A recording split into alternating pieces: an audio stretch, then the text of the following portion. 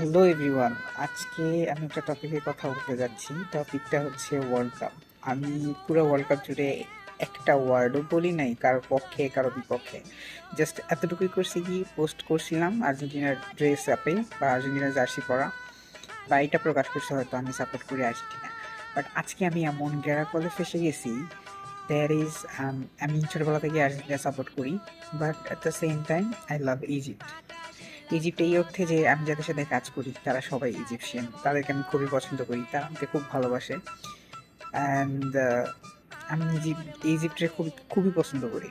এখন আর্জেন্টিনা বনাম হয়ে গেছে ইজিপ্ট। মানে কিভাবে আর্জেন্টিনা চলে আসলো ইজিপ্টের সাথে, ইজিপ্টের সাথে আর্জেন্টিনার খেলা। এখন আমি আমার মাইন্ডকে চিপের মধ্যে পড়ছি, তারা আমারে বলতেছে তৌফিক, এখন তো আর চলবে না আর্জেন্টিনাকে সাপোর্ট করা, you need to support Egypt. মানে আমি এটা বারবার প্রকাশ করে হাঁপাই গেলাম যে of course I I love Egypt, কিন্তু ইজিপ্টে খুবই ভালোবাসি। কিন্তু এইখানে গিয়ে আমি খুব খুব বিশাল মাইন্ড ক্যাচ হয়ে পড়লাম যে মানে ইজিপ্ট হারলেও কষ্ট লাগবে আমার, আবার আর্জেন্টিনা হারলেও কষ্ট লাগবে আমার। আবার যদি ইজিপ্ট জিতে আর্জেন্টিনার জন্য কষ্ট লাগবে আমার। আমার তো, আমি তো পাগল হয়ে যাবো। আবার আর্জেন্টিনা যদি জিতে তাহলে ইজিপ্টের জন্য খারাপ লাগবে। কি একটা গ্যারা বলে ফাঁসলাম আমি।